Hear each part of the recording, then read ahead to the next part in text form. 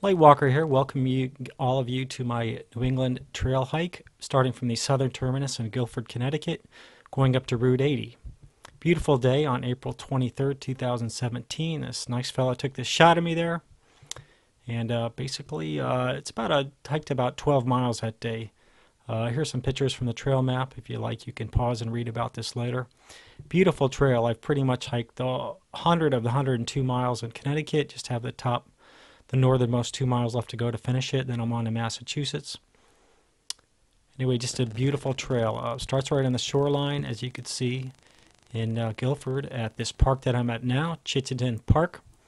Moves up to Madison, North Branford, Durham, Wallingford, Middlefield, Meriden, Southington, my hometown, woo! Berlin, New Britain, Plainville, Farmington, West Hartford, Avon, Bloomfield, Simsbury, East Granby, and Suffield. Then across the state line into Massachusetts, Agawam, West Springfield, Holyoke, South Hadley, Granby, Belchertown, Amherst, Pelham, Shutesbury, Leverett, New Salem, Wendell, Greenfield, Irving, Warwick, Northfield, and ending in Royalston Falls.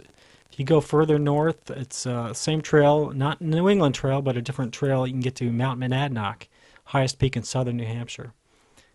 Anyway, there's a nice view of just starting off down this side street along the beach.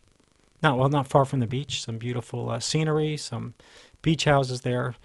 From this house coming up, you could actually see the Sound, no more than maybe a tenth of a mile away.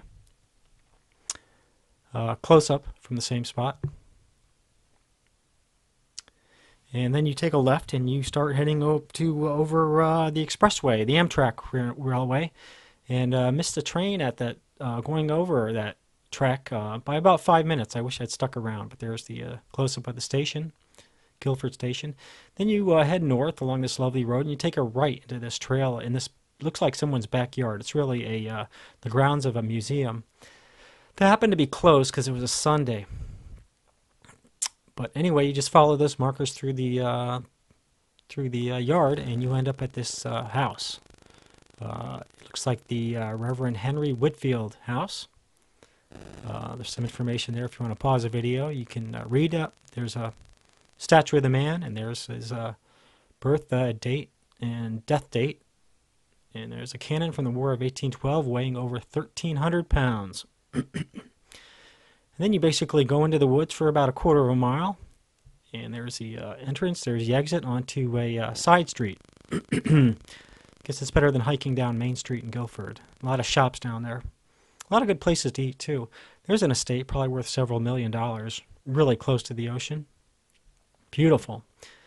There's the site of the Guilford Agricultural Society, established 1859, some of the fairgrounds that they have their annual fair at.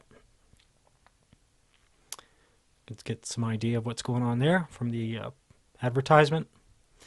And there's a nice view from someone's balcony up there. And then there's another famous house. If you want to zoom in on that sign, you can read all about it. Or better yet, take a hike by there and see the sign, see a church we go by. And then continue. There's another beautiful house.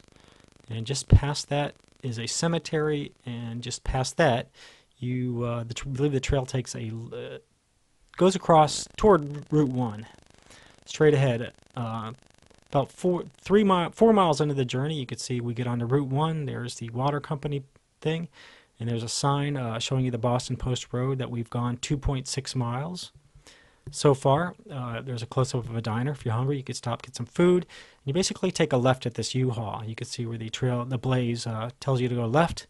And about halfway across that bridge, you'll see that you're on the right trail. Goes over here. Founders on the right. Southbounders on the left. Then you continue a little ways up. There's a beautiful farm there. Close up of the farm.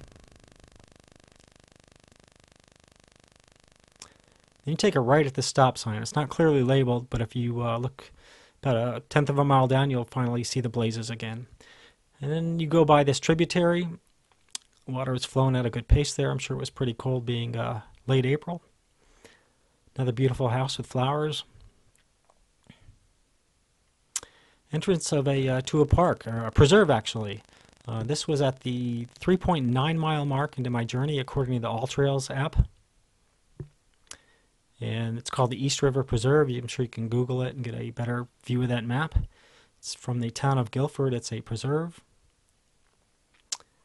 And the first few miles is actually along this preserve. And here's the water feature right off the bat on your left. And it looks like the trail might at one time used to go over this aqueduct. Right now it's all been eroded and carved out. Fortunately, we take a right here. You don't have to go over that. And there is our crossing. A nice synthetic wooden bridge.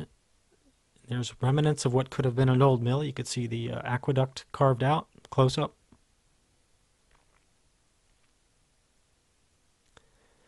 And someone's house. We're getting to residential areas here. In a couple weeks you won't be able to see these houses.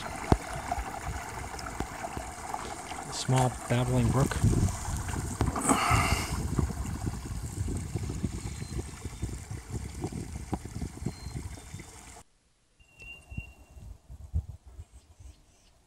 Lots and lots of rocks on this part of the trail.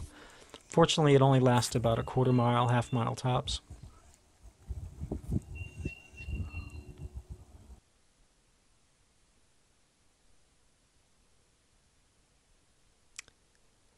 Looks like a boulder field. That's what that is.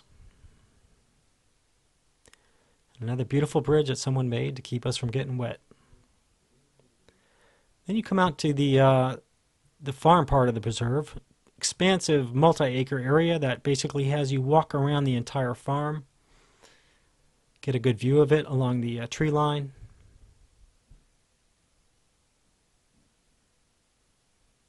Very well maintained. Looks like the start of some kind of Christmas tree farm down there. Someone's house across that river, small river.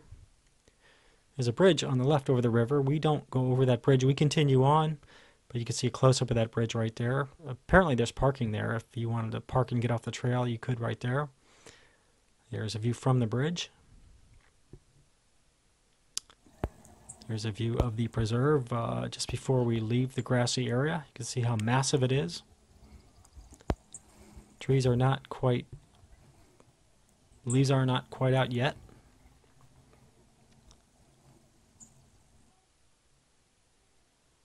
It's a nice bush in bloom. Still in the preserve.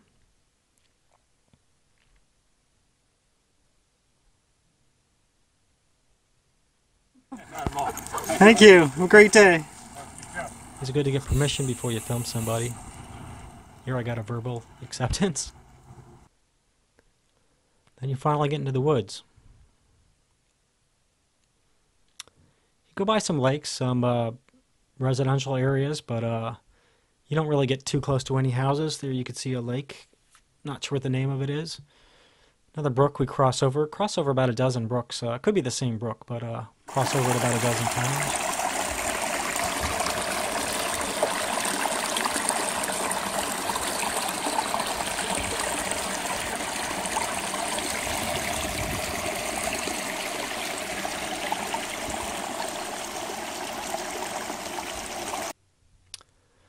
And here's the first trail marker I've seen the whole day. It says it's 4.7 miles to Route 80. There's my marker, 6.9 miles we've gone so far. So you do the math and you get up to about 11.6 miles for the total hike. See, rock wall, first one I've came across. It's a bridge over a wetland area. Someone's backyard. Dogs barking at me. At least they're fenced in. It's where you come out of the wetland area, across the street, and back through another wetland area. Streets on both sides of the trail. Then you get into the woods again. You cross this beautiful bridge over this babbling river. Call it a babbling brook. It was pretty full at that time of year.